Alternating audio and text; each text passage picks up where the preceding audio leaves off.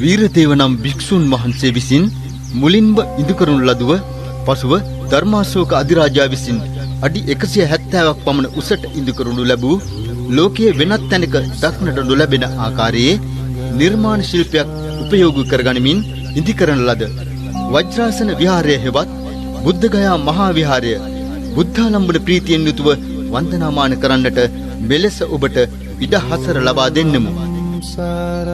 බුද්ධගයා මහා විහාරයේ පහතමාලයේහි මහා කාරුණික අමාමෑණී බුදුරජාණන් වහන්සේගේ භූමි ස්පර්ශ මුද්‍රාවෙන් යුතු රන් ආලේපිත බුද්ධ ප්‍රතිමා වහන්සේ කෞරව බහුමානයෙන් යුතුව ඔබට දැන් වන්දනාමාන කළ හැක.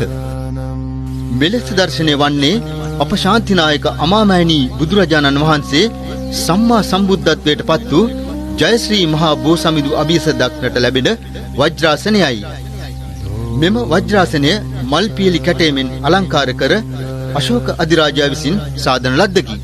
බුද්ධගයා පින්බිම සියලු බුදුවරීන් වහන්සේලා සකල ක්ලේශයන් විද්වංසනය කර ලෞතුරා සම්මා සම්බුද්ධත්වය ලබා ගන්නා අවිජහිත පුණ්‍ය භූමියකි.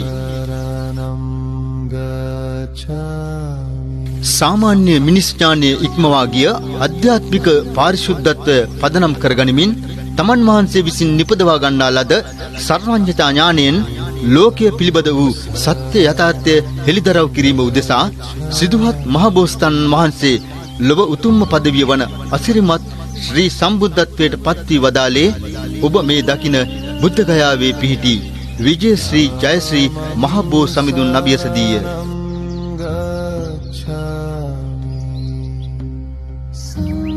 සංසාරයේ නැවත නැවත ඉපදීම දුකකි. සසර නැමැති ගේ සාධන වඩුවා නොදැක ඔහු සොයා නොඑක්වර සසර සැරිසැරුවෙමි. ඒ සසර නැමැති ගේ සාධන වඩුව තොපගේ සසර නැමැති ගේ කැණි බඩල විඳ දැමුවෙමි. තණ්හාව නැවත ඇති නොවන පරිදි මාගේ සිත නිවන කරා මෙහෙයවෙමි යන උදාන වාක්‍ය දේශනා කිරීමෙන් අනතුරුව පළමු සතිය මුළුල්ලේම බුදුරදුන් සමාධිස්ව විඳින්මින් වැඩ සිටි ජයශ්‍රී මහා බෝධි මූලය භක්තිපූර්වක වන්දනා කරන්නට ඔබට දැන් අවසරයි. සංඝම් සරණං ගච්ඡාමි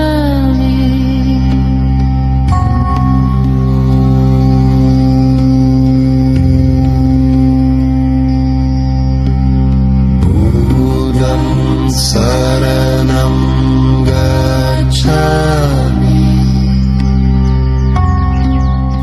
බුදුරජාණන් වහන්සේ දෙවැනි සතිය ගත කළේ තමන් වහන්සේට ශ්‍රී සම්බුද්ධත්වය ලබා ගැනීම උදෙසා උපකාරී වූ ජයශ්‍රී මහා බෝධීන් වහන්සේ දෙස ඇසිපිය නොහෙලා බලා සිටමින්ය.